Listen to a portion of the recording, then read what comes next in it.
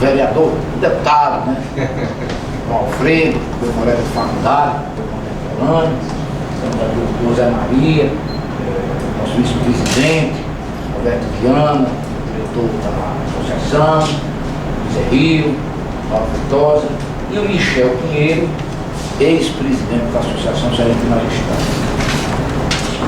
Na verdade, nós tomamos essa iniciativa porque sempre a gente ouve falar que na época das campanhas eleitorais os candidatos gostam de ir às entidades de classe para apresentarem seus programas de governo e dizer o que é que pensa, o que é que pensam sobre a possível gestão e sobre aquele setor para o qual ele vai falar. Não seria diferente do Poder Judiciário, um dos poderes do Estado. Eu não tenho conhecimento se em outras oportunidades assim já o procedeu, mas não seria diferente do Poder Judiciário convidasse aqui, através da sua entidade de classe, os candidatos a governador e ouvir deles aquilo que eles pensam do Poder Judiciário, o que eles pensam da Justiça, o que eles pensam de como vai ser o relacionamento desses dois poderes do Estado, que são inerentes à manutenção do Estado Democrático de Direito da República, e alguns assuntos também, por via de consequência, atinge a todos nós, e eu fiz questão aqui de mencionar a história da segurança. A segurança pública, que passa por crises e que a gente sabe que a solução não é só através do aparato policial. Nós temos polícia preventiva, nós temos polícia repressiva, nós temos poder judiciário, nós temos justiça criminal, nós temos execução penal, nós temos sistema penitenciário, nós temos ressocialização ou não, né? E nós temos retorno à sociedade, o indivíduo ressocializado ou não. Então, isso é um assunto que nos atinge diretamente, até porque o próprio Poder Judiciário hoje, ele sofre ameaças, por incrível que pareça. Nós temos hoje juízes ameaçados porque não têm a devida segurança para trabalhar. Juiz, promotor, os aplicadores do direito, de um modo geral. Meu colega, meu amigo Edmundo Martins, ele usa muito o nome, o termo construtores do direito. E o que é que se dizer de uma sociedade republicana, de um Estado republicano, onde o juiz e o promotor estão ameaçados, onde o juiz e o promotor não podem exercer a sua atividade de prestação da justiça e que é como última consequência a manutenção da paz e da harmonia social, pelo menos é o que dizem os livros. Vê-se que a coisa está muito complicada, né? E aí vem um elemento complicador maior, é a questão de recursos, não é? E aí foi porque nós dissemos, nada se faz sem dotação orçamentária. E a gente sabe que, embora diga-se que os poderes são harmônicos e independentes, mas eu que participei já algumas vezes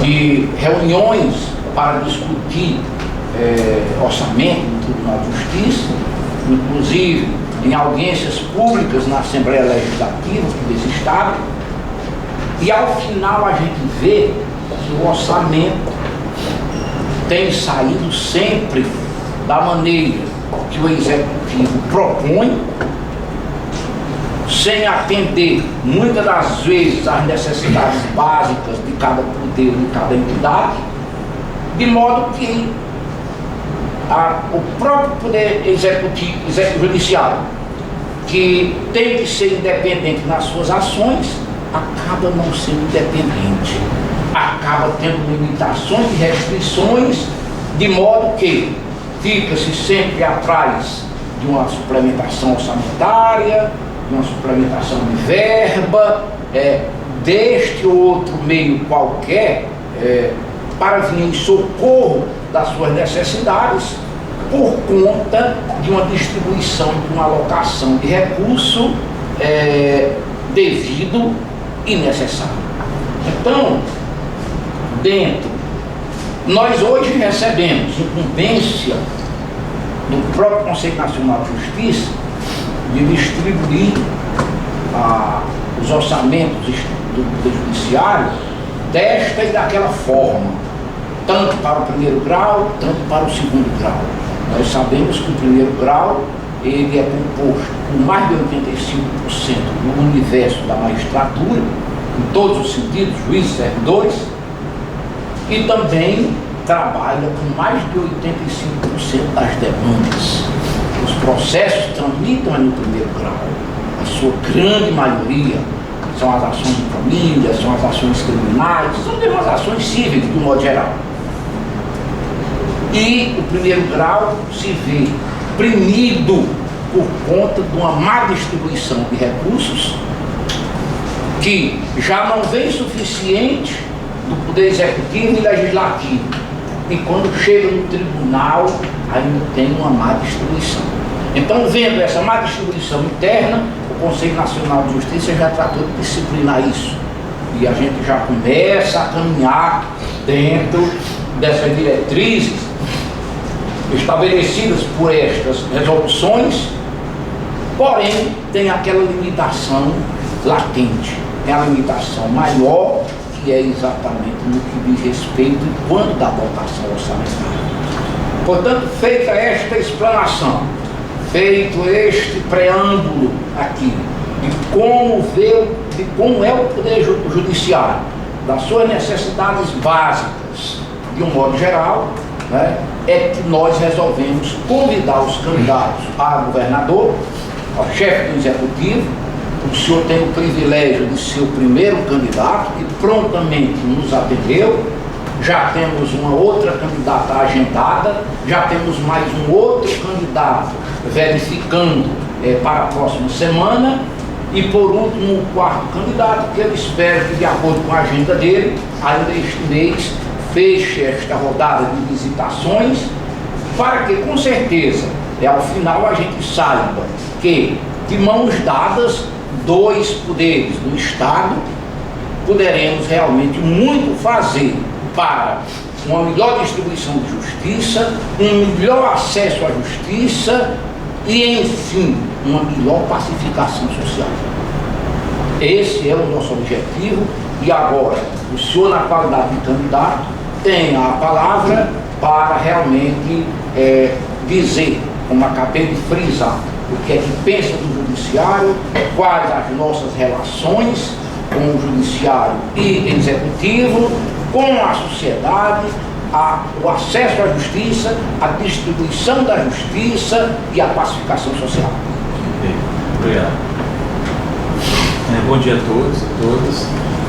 A gente compõe a Frente Esquerda Socialista aqui com o João Alfredo, que é nosso deputado, nosso candidato, deputado estadual, nosso vereador, o Júlio, a Joana, que está aqui, e uma frente de esquerda. Vem aqui, Júlio.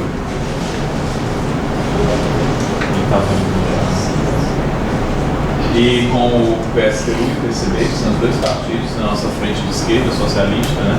Nós elaboramos um programa de governo, um programa construído com todos aqueles e aquelas que fazem parte do movimento, da luta social, da sociedade civil organizada, para que fosse um programa de governo mais constitutivo e representativo das demandas populares. E aí, nesse momento também, tem sido muito importante na nossa campanha, essas visitas, né, esses convites que têm sido feitos, né, todos os convites que foram feitos foram não só prontamente atendidos, como a gente tem participado de absolutamente todos os espaços, seja de sabatina, seja de debate, seja de exposição de proposições, de escuta, né, das diversas entidades da sociedade organizada. Então, assim, primeiro agradecer, portanto, agradecer o convite. Eu acho que isso é fundamental para quem quer constituir um novo processo democrático de governança para o Estado do Ceará, né? Porque aquele ou aquela que foi eleito governador do Estado do Ceará deverá responder a essas demandas e encontrará uma série de questões que certamente, inclusive, os programas de governo não deram conta. Mesmo o nosso foi um programa que a gente teve muito cuidado em elaborar, né? Mais de 140 páginas, está disponível no site do Tribunal, como devem estar disponíveis todos os programas. Então a gente teve esse cuidado, mas a gente sabe que existe uma série de lacunas, né? E a questão da justiça é fundamental para nós, é fundamental para toda a sociedade. Então, quando a gente é convocado, pelo que eu observei da pauta aqui, há uma preocupação, portanto, com o acesso à justiça. Então, um judiciário que funciona também significa direitos civis, né, garantidos, ou seja, que a população tenha, portanto, acesso a essa justiça. É importante que o judiciário tenha recursos suficientes para garantir uma estrutura adequada, um funcionamento adequado, tenha servidores, portanto, no seu quadro, que possam atender a essa demanda de serviços que a gente sabe que é uma demanda bastante significativa, né? E possa também ter no seu quadro juízes em número suficiente, com condições de trabalho apropriadas para fazer, porque muitas vezes assumem diversas jurisdições, né? Inclusive acabam acumulando um volume de trabalho significativo também. E aí, nesse sentido, a gente também tem uma compreensão em relação aos três poderes da fundamental divisão desses três poderes, da independência entre eles, né, da harmonia no seu trabalho, mas a independência é um princípio da nossa república. E não há como garantir essa independência se você não tem a independência também financeira. Você não consegue existir e não depender do outro poder, no caso o executivo, que é quem envia, né, o orçamento, e o legislativo que aprova, ou seja, portanto o judiciário também depende do funcionamento do executivo e do legislativo. Nesse aspecto, é fundamental que haja, portanto, um diálogo comum entre esses três poderes e da ciência e da importância entre eles. O judiciário não funcionará se não tiver condições financeiras para fazê-lo. Então, o executivo, portanto, deve respeitar, deve ter um diálogo respeitoso na elaboração do orçamento enviado normalmente pelo judiciário, que muitas vezes tem sofrido cortes e não tem normalmente atendido a demanda, que não é uma demanda do Poder Judiciário, em última instância, é uma demanda da população de acesso à justiça.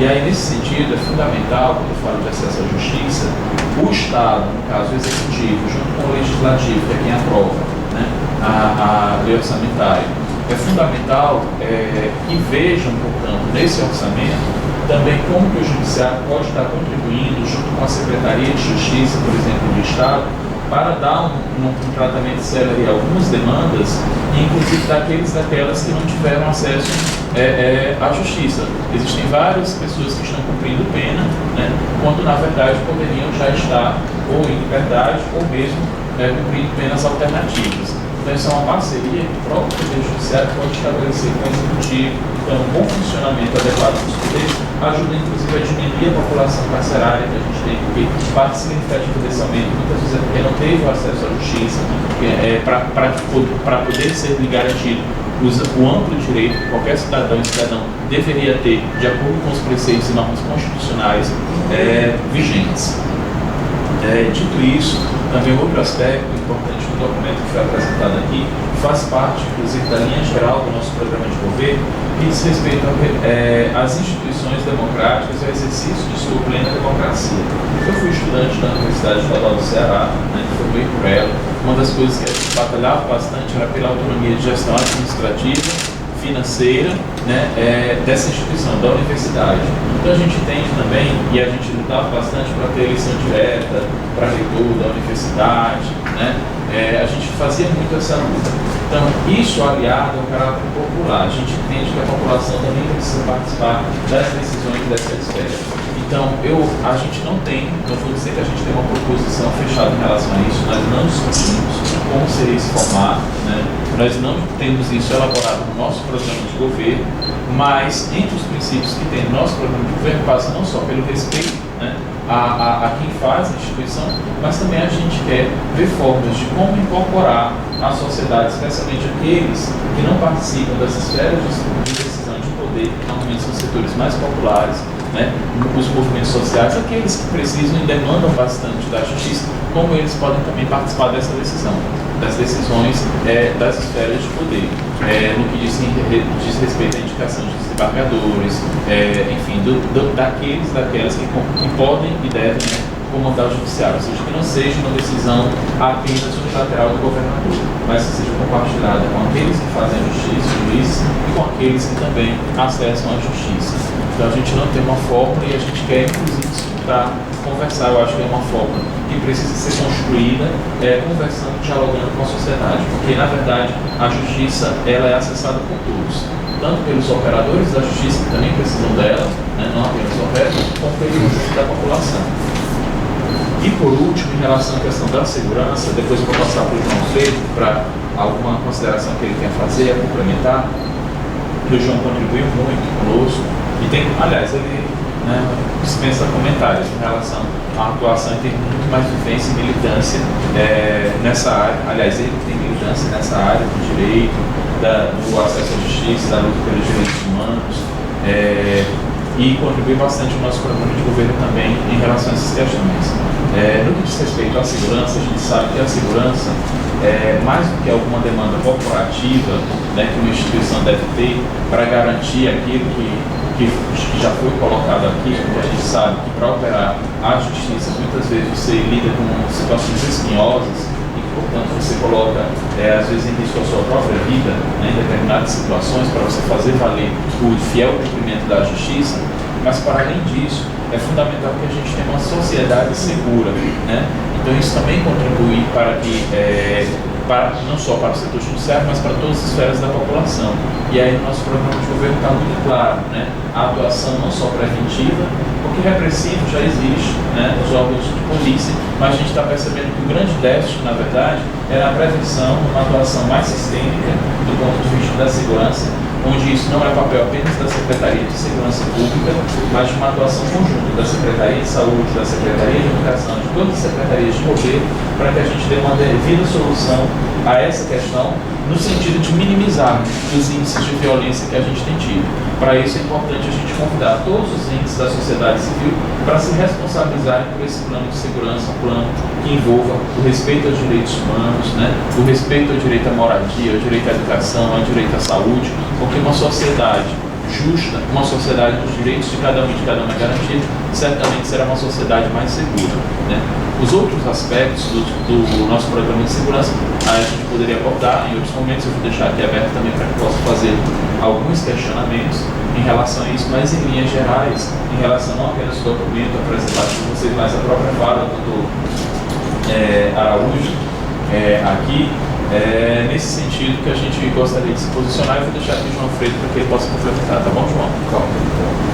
Bom, bom dia a todos e a todas, né? Primeiro dizer da alegria de estar aqui, a alegria de estar acompanhando o Ailton, nosso candidato a governador, que tem tido para orgulho do nosso, eu sempre digo, pequeno, mas combativo e necessário partido, que é o PSOL, e que aqui a gente vai se incorporando a uma série de lutas democráticas, né?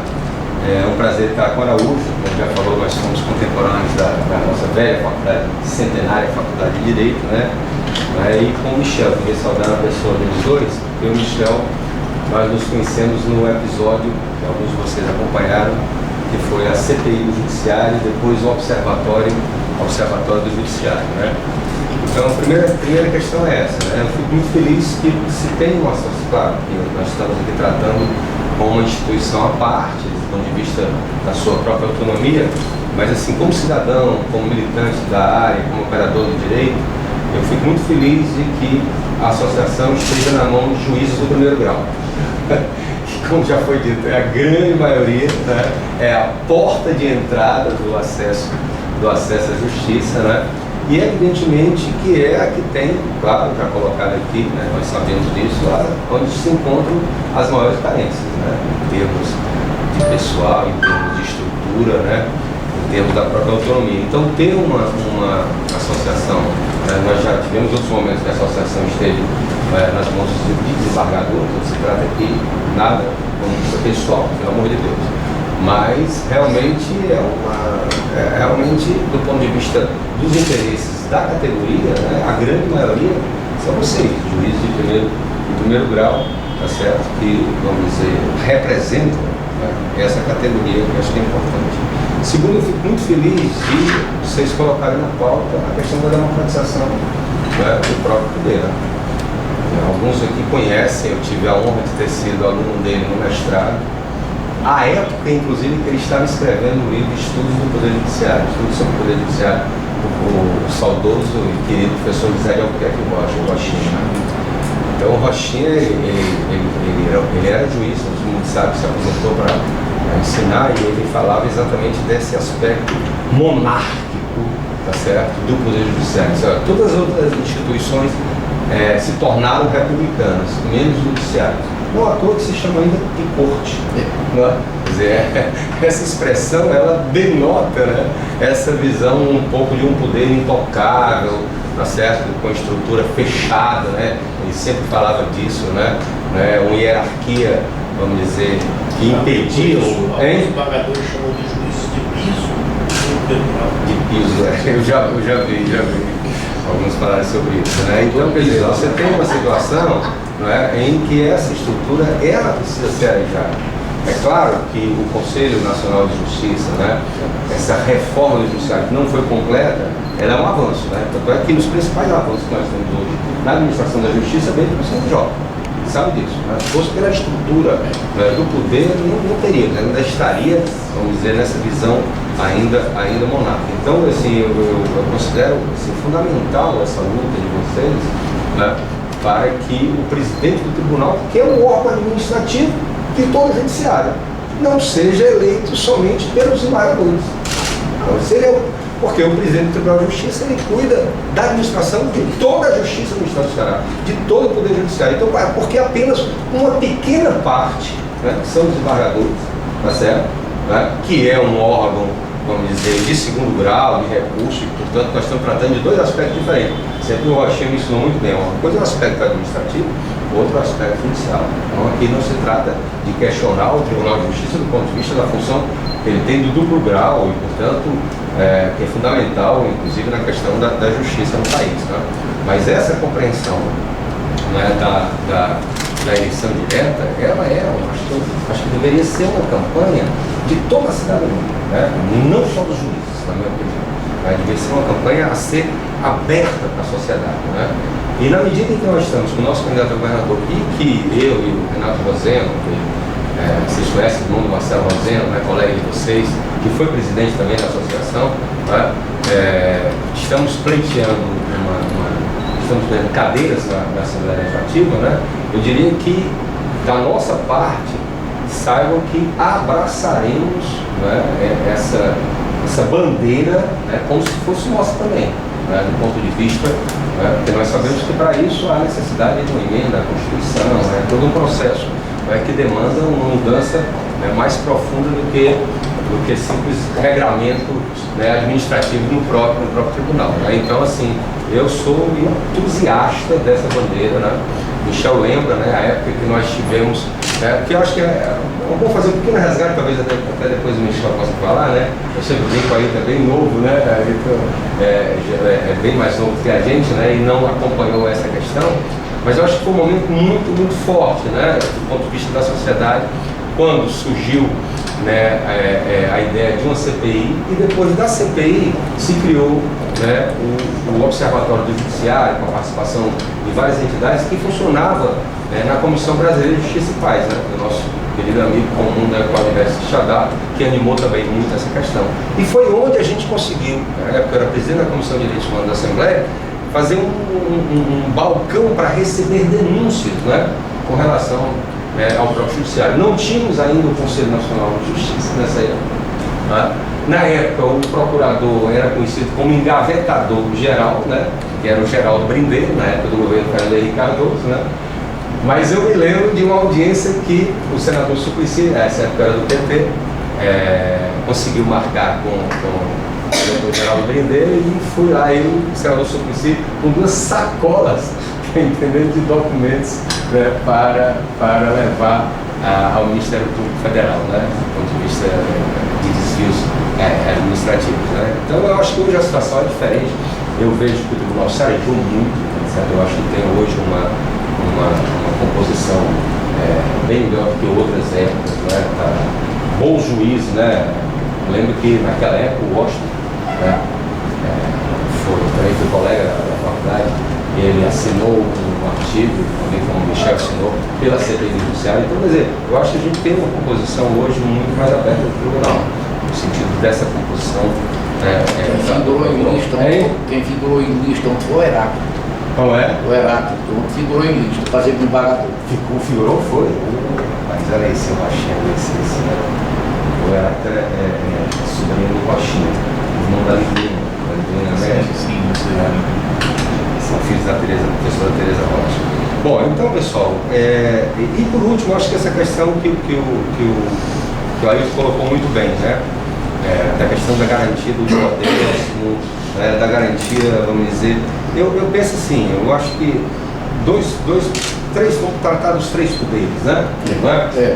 Na medida em que eu tenho essa experiência no legislativo, o Ailton se propõe a ser governador e nós estamos falando com vocês do judiciário. Eu acho que nós temos que tratar isso de forma republicana, né? Nunca como essa coisa do tomar lá da cá, né? Então, assim, eu acho que eu acho até a própria eleição de um presidente do tribunal pelo conjunto da magistratura lhe dá muito mais autoridade, Com certeza. tá entendendo? Para tratar com o próprio executivo. Né? Exato, pronto, você lembrou muito bem, né? Essas duas categorias elas avançaram muito nesse sentido, claro que ainda tem essa coisa da lista tríplice, claro que ainda é o governador que, última instância, define, no caso do chefe da Procuradoria e da Defensoria, mas é um processo aberto para todos, né? Então eu acho que nesse sentido isso é muito importante, né? Porque eu acho que nós não temos. Inclusive nós tivemos um debate ontem, né? Só a gente aqui rapidamente lá na Câmara Municipal com relação a essa última decisão do presidente do tribunal. Mas olha, a decisão ele pode tomar porque a lei garante, do ponto de vista da ação civil pública, de suspender ou eliminar. Não estou tratando do ponto de vista informal, mas do ponto de vista do mérito. E surgiu um debate exatamente sobre o papel do judiciário, né? Aonde na decisão dele ele acha que essa independência é tanta que o judiciário não pode, vamos dizer, aspas, se imiscuir nesse aspecto. É aquela velha discussão, né, do protagonismo do juiz. Eu particularmente acho que o judiciário tem um papel muito importante porque ele pode ser quem corrige as arbitrariedades, né, dos outros poderes, né, inclusive do ponto de vista quando se fere direitos fundamentais. Né. Então a gente nunca pode achar que o judiciário, tá certo, tem que ter um papel menor. Pelo contrário, tem um papel fundamental na sociedade, que faça inclusive da nova Constituição. A Constituição é uma Constituição muito avançada e que ainda pede para ser aplicada. Essa é a verdade, ainda pede para ser aplicada naqueles direitos fundamentais. Então, assim, saibam que o Ailton me passa aqui para mim por conta dessa nossa experiência, mas nós temos, assim, muito acordo, né, com essa pauta de democracia, de transparência, que eu acho que é uma pauta de independência, que é uma pauta fundamental. E acho, viu, Ailton, essa questão da segurança do juiz muito importante, porque a gente sabe que algumas cidades do interior ainda imperam a pistolagem, em pleno século XXI, ainda imperam. E aquele juiz, porque aí tem outro dado, né, que vocês colocam muito importante, que é a questão dos servidores. Não sei como é que está hoje, mas há alguns meses atrás, em muitas das comarcas, os servidores das comarcas eram requisitados às prefeituras. Olha como é que o juiz vai está sempre um pouco pior do que há alguns dias atrás. Como é que o juiz vai ter, vamos dizer, tem uma ação de improbidade contra o juiz cheio de funcionários da prefeitura, né? Então, quer dizer, eu acho que seria fundamental a questão do concurso dos servidores, tá certo, para o judiciário, acabar com essa história. Já não tem mais, eu acredito que não tem mais história de casa cedida pelo prefeito do interior. Não, isso aí não. Isso aí não, isso aí já foi um avanço muito importante, que era outra dependência que se tinha, né? Agora ainda tem essa história de funcionário cedido por prefeitura, né? Isso é inaceitável, né? Acho que isso aí é algo que tem que ser corrigido, né, rapidamente. Desculpe se eu me estendi um pouco, mas pela alegria de estar aqui com vocês e ter uma pauta, acho uma pauta muito avançada, né? A gente vê como tem avançado. O fundamental é a conversa, e que a gente espera que deva ser a primeira, não só a primeira, digamos, em relação ao processo, mas a primeira em todos os sentidos. Eu sempre digo, na verdade, o grande revolucionário aqui da associação no magistrado, a gente sabe que foi o Michel, tá certo? Inclusive o Michel esteve bem à frente da sua época. Eu acompanhei. O Michel esteve sempre à frente da sua época. Inclusive não foi bem compreendido por alguns setores, mesmo de casa e tudo mais. Mas, e aí eu digo sempre, o que nos sobra a gente precisa fazer, aquilo que está ao nosso alcance. E a gente tem realmente, eu diria, os nossos colegas sempre diziam que o Poder Judiciário, a associação é fechada, não tem acesso à imprensa. E hoje eu estava dizendo aqui para a Luciana, a nossa assessora de comunicação, nós nunca estivemos tanto na imprensa como agora. Tá certo? Agora, para isso você precisa baixar guardas, você tem que se despir, você tem que ser natural, você tem que dizer quais são as suas deficiências e juntos buscar solução para essas deficiências. Quer dizer, o Estado do Ceará é um Estado pobre, não me venham dizer que é rico, porque não é. Rico é Mato Grosso do Sul, é São Paulo, é essa coisa. É desigual. É um Estado pobre e, por via de consequência, muito desigual. Muito desigual. E essa desigualdade, essa pobreza também, isso passa também pelos poderes do Estado. E eu digo isso com muita propriedade, porque nós participamos de elaboração orçamentária, em alguns anos atrás, e tivemos de construir, fizemos até uma peça orçamentária bem elaborada, com certeza, algumas tardes de trabalho durante alguns meses, e eu vi depois que aquela peça orçamentária teve muito pouca utilidade para a verdadeira construção do orçamento daquele ano a que se destinava. Isso me deu muita tristeza, mas eu disse, se um dia eu ainda for presidente da Associação Cearense de Magistrados, todos esses caminhos a gente vai percorrer. Como estamos percorrendo vamos percorrer por Assembleia, vamos acompanhar a elaboração do orçamento, vamos ver a votação do orçamento, e vamos ver a sanção da lei orçamentária e vamos acompanhar a aplicação do orçamento, a distribuição e a aplicação do orçamento, para que depois a gente não seja taxado de omisso. Então, isso me deixa muito feliz, com esse passo que se dá. E espero, como disse, que vamos conversar com os outros 3 candidatos, porque dos 4, aquele que vier a ganhar, nós teremos realmente muito que caminhar juntos, no intuito exatamente de levar a justiça a todos os rincões do Estado na sua plenitude. Então, claro que os colegas aí vão querer fazer alguma indagação, não sei como é o sistema, como é que o senhor acha melhor, se tem mais alguma... O nosso tempo aqui é como eu disse, hoje é para isso. Me permita essa aqui. Pois não, Michel. Michel Pinheiro. Escreva então. Eu fui presidente da associação em 2001, 2002, 2003, quando juiz de Itauá. Na época, na verdade, eu era juiz do estado do Pará. E lá a gente já tinha um trabalho também nessa área Fez estágio com instrumentos, de tentar a mobilização dos colegas para mostrar os problemas do judiciário.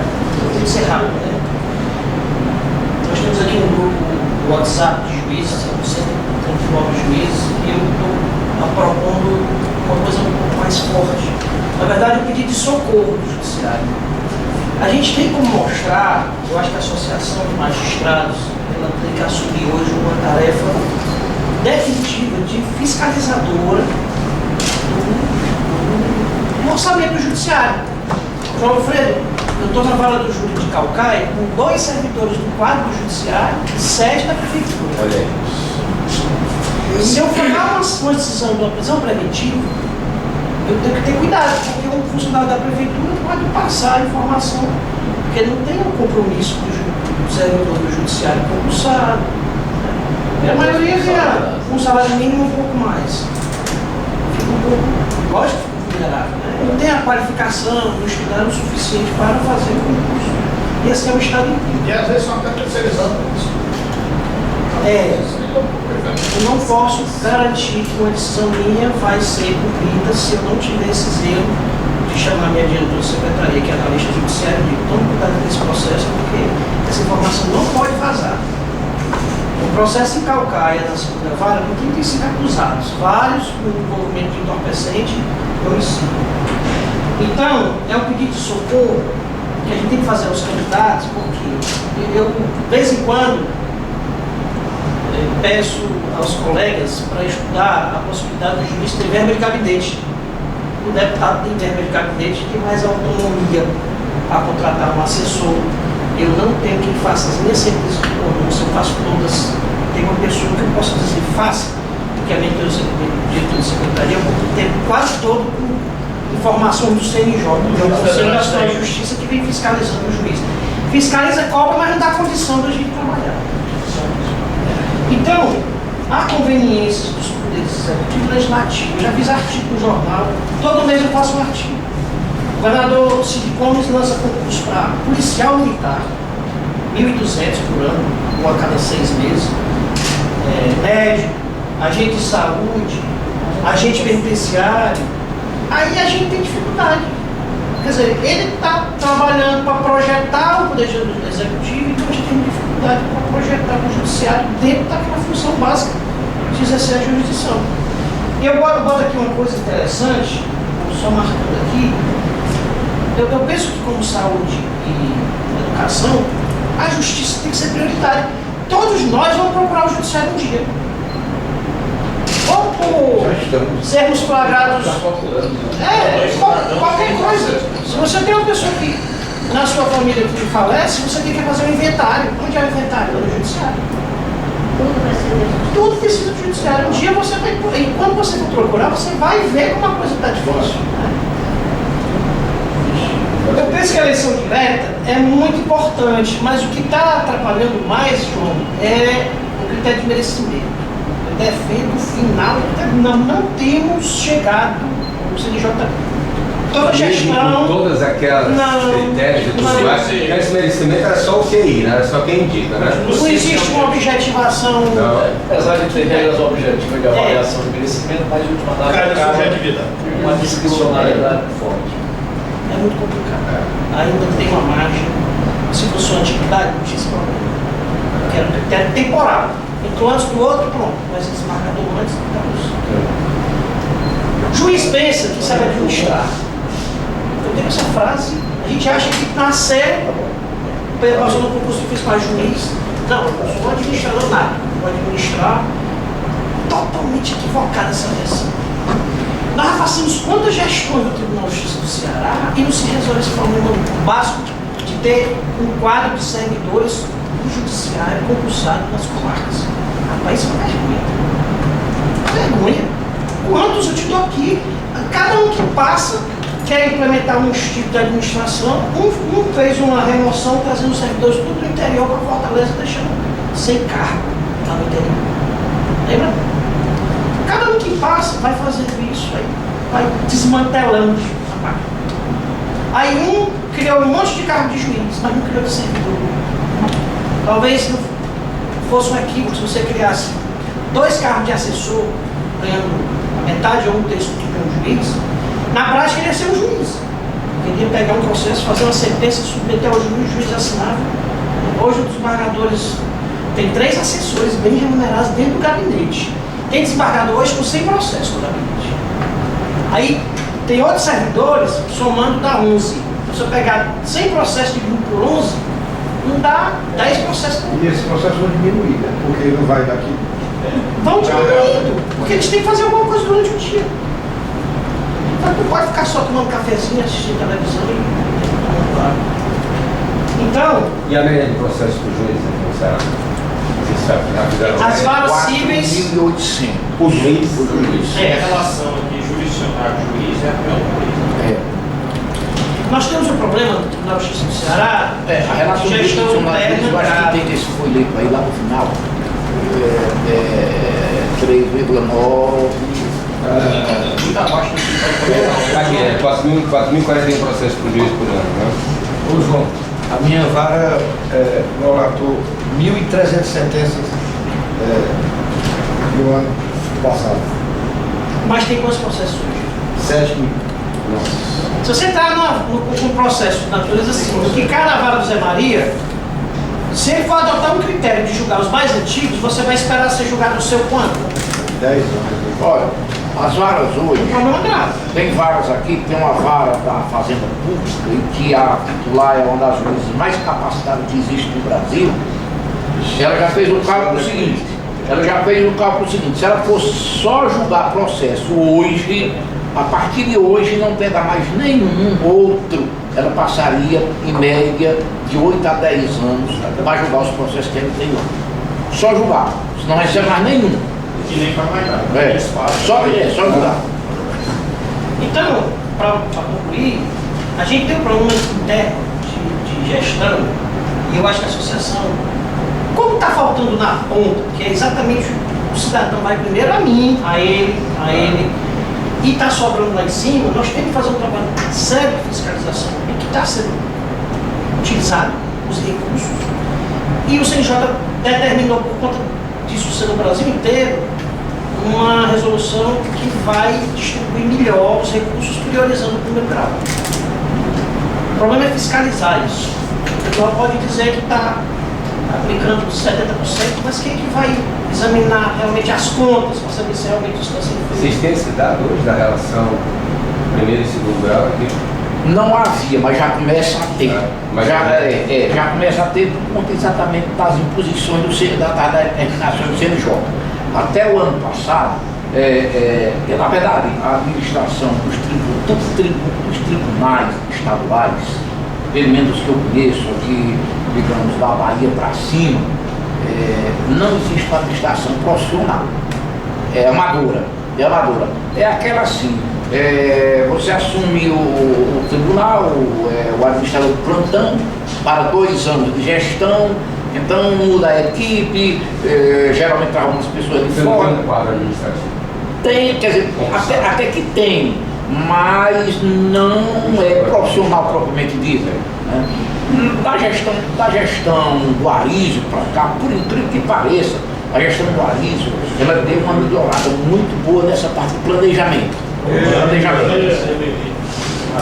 Olá, tudo bom? Como é que vamos? Vamos sentar lá. Tudo bem, tudo bom? Isso, outra. Tudo bom, né? Aí hoje já existe, pra você ter ideia, normalmente, todos os anos, durante até o ano passado, se ouvia falar que quando era no final do ano, o tribunal devolvia alguns milhões para o Poder Executivo. E aí vinha indignação, mas como é que a gente passa o ano todinho atrás de dinheiro, a míngua, diz que falta dinheiro e o tribunal devolve dinheiro para o Executivo no final do ano? Na verdade, não é o dinheiro do pessoal, até porque o dinheiro do pessoal vem por contar. É o dinheiro para o custeio.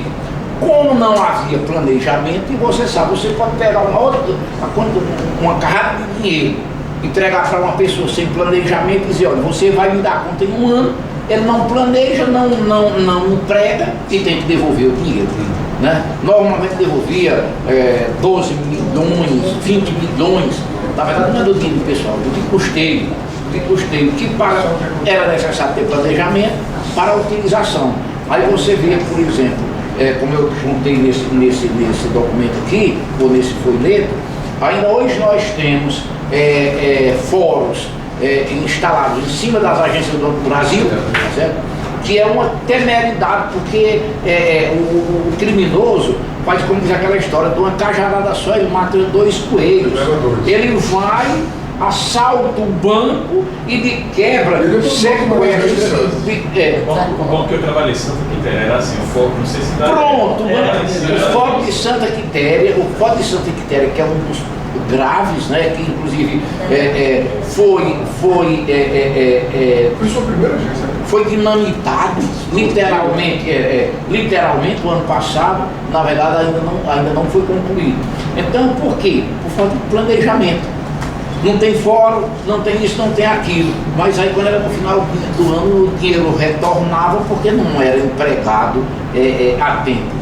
Na verdade essa coisa tem melhorado. Essa comissão de planejamento estratégico instalada há 3 anos atrás, o ano passado ela fez um bom trabalho, esse ano fez um trabalho também muito bom. Agora, o que é que ainda falta? É a sequência. Nós no ano passado, foi no final do ano atrasado, nós levamos, isso aqui é notório, não tem problema que a gente comente. Nós levamos a peça orçamentária, era desse tamanho. E eu não sei, acho que foi o deputado Roberto Mesquita, pediu uma audiência pública para tratar do assunto. E aí a gente foi, fez a audiência, um colega, debateu, falou muito bem, né? Muito bom. E quando eram 3 dias, geralmente o orçamento chega na Assembleia Legislativa, se votar em 3 dias, né? Que aí eu espero que se o senhor for eleito, mude também esse hábito, porque a Assembleia Legislativa também, o Poder Legislativo também precisa ter independência, né? O Poder Legislativo também precisa ter independência, né? Então, eram 3 dias para votar a toque do cachê orçamento e a gente fez plantão lá. Aí quando foi no último dia, por volta de 3 horas, e não se votava, e aí na época o líder do governo, eu já não me lembro mais quem era na ocasião, aí chegou e disse, olha, eu não me lembro mais não. Eu não me lembro quem era. Aí ele disse, olha, a gente recebeu aqui um comunicado lá do Palácio do Governo que o orçamento vai ser o seguinte, é o que se gastou o ano passado, acrescido de 5,8. Acabou-se. Interessante é que a Assembleia não se deu nem ao trabalho de pegar aquele orçamento que vinha X, modificar para X menos Y, para dar naquele valor. Não. Quando foi no outro dia estava aprovado o orçamento. Quer dizer, aquela peça orçamentária que a gente deu, ela não foi apreciada não foi examinada não foi estudada não. Quer dizer, é como se... Tanto é que quando a gente fala... O orçamento foi gestado no Executivo e imposto ao Legislativo. Por aquele telefonema. Mas há o costume de suplementar verba. E naquele dia, e aí daí para cá, quando a gente fala em audiência pública, os nossos colegas são muito inocentes, alguns deles. Aí quando se fala em audiência pública, eles dizem, não, a gente não vai mais não, porque aquilo ali foi uma brincadeira. Eu disse, mas Fávaro Ribeiro dizia que quem não cai na água não aprende a nadar. Você lembra dessa lição de Fávaro Ribeiro? Tem que cair na água para aprender a nadar. Eu me lembro que ele dizia que o maior curral eleitoral que havia, que houve na face da história, era na Inglaterra. Eu lembro demais que ele dizia, currais eleitorais e tal, e o tempo fez com que a Inglaterra se tornasse o que é. Foi bem. Então, são esses questionamentos que a gente precisa levar para o judiciário, para o executivo, para o legislativo, estamos levando para o público. Nós estamos fazendo esses atos, por exemplo, nós fizemos já no Fórum, nós fizemos em Juazeiro, esse mês já, não foi? No próximo mês nós vamos a Sobral, e estamos mostrando realmente para a sociedade por que é que nós não prestamos o serviço de excelência que a sociedade merece. Né? Outro termo, os termos tudo tem a sua função. Você dizia que ainda hoje no Poder Judiciário fala-se em corte, quer dizer, é o resquício monárquico, né? Aquela corte. Você vê que você chega no Senado, assim, esta casa, né? O Senado, a Câmara dos Deputados, esta casa, a Casa Legislativa, mas quando chega no tribunal é a corte, olha como muda. Da mesma maneira, o serviço que eu sempre digo, o serviço que o juiz presta tem que ser um serviço de excelência. Eu acho que talvez por isso é que ele seja chamado de excelência, né? Então, mas nós não prestamos serviço de excelência são por todas essas razões aqui expostas. E a sociedade precisa reconhecer isso e tem que, através dos seus representantes, que é o Legislativo e o Judiciário, dotar o Judiciário de condições para que ele realmente preste o serviço de excelência. Deixa eu fazer uma pergunta que eu esqueci. João, tu tens noção de quantos servidores tem a Assembleia Legislativa do Ceará? Tenho não, mas eu tenho um levantamento disso comigo, com os servidores que fizeram isso aí. Os efetivos, né? Dá 3 mil pessoas. Dá na casa de milhares. Eu acho que é por aí ou mais. O Judiciário está em todos os municípios. A Assembleia não está em todos os municípios. Quer dizer, não tem sentido. A Assembleia praticamente é só Fortaleza, os servidores são só. E o Judiciário não consegue, porque não tem nem quantidade. Quantos servidores do Judiciário?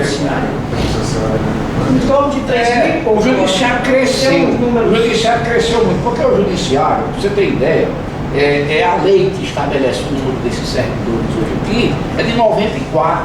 Quer dizer, nós estamos o quê? De 94 para cá, nós estamos o quê? Estamos com 20 anos depois. Com todo o acréscimo da demanda, ali não se evoluiu em matéria legislativa. Naquela época, quando eu entrei no judiciário, eu entrei eu entrei